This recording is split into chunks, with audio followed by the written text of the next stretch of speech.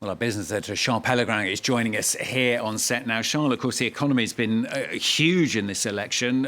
Crippling inflation the country's been under, hasn't it? Absolutely. Quite a lot to cover here. Maduro has pushed the idea that he's been able to stabilize the country's economy in tough times, notably by saying that hyperinflation is now something of the past. Let's look at those figures. Price increases actually reached an all-time high under his stewardship in February of 2019, when, according to the country's central bank, annual inflation reached 345,000%.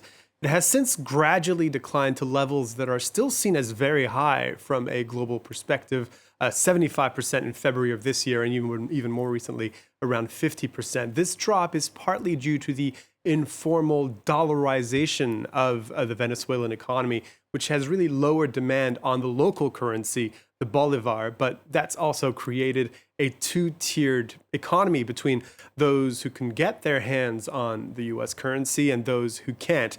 And about 65% of Venezuelans earn less than $100 a month.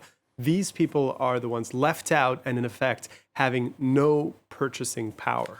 Yeah, the issue with inflation, access to dollars as well, though, Charles, hiding a larger structural problem in the economy there? And that's obviously, every time we talk about Venezuela, we talk about this, that's the country's dependence on its oil sector.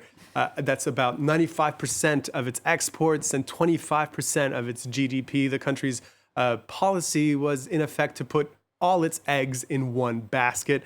That's the oil industry via its state oil company, the PDVSA, because that basket has really the world's largest oil reserves. But that means the country is really extremely susceptible to the boom and bust nature of global oil markets. So in good times, when prices were high under Maduro's predecessor, Hugo Chavez, for instance, oil revenue was able to finance social spending, which benefited the population at large. In bad times, when prices fell, for example, under Maduro in 2015, the government opted to keep printing money to finance these programs, which then led to inflation.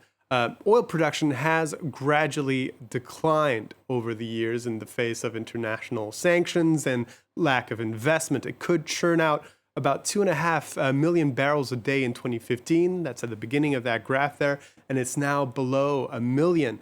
And investing in this sector to ramp up production will continue to be trickier and trickier as we approach the point of peak oil demand, which could be as soon as 2029, according to the International Energy Agency. And it's made even harder by the country's massive foreign debt, isn't it? Yeah, in total, the country owes about $150 billion to foreign creditors and bondholders and has been in partial default since 2017.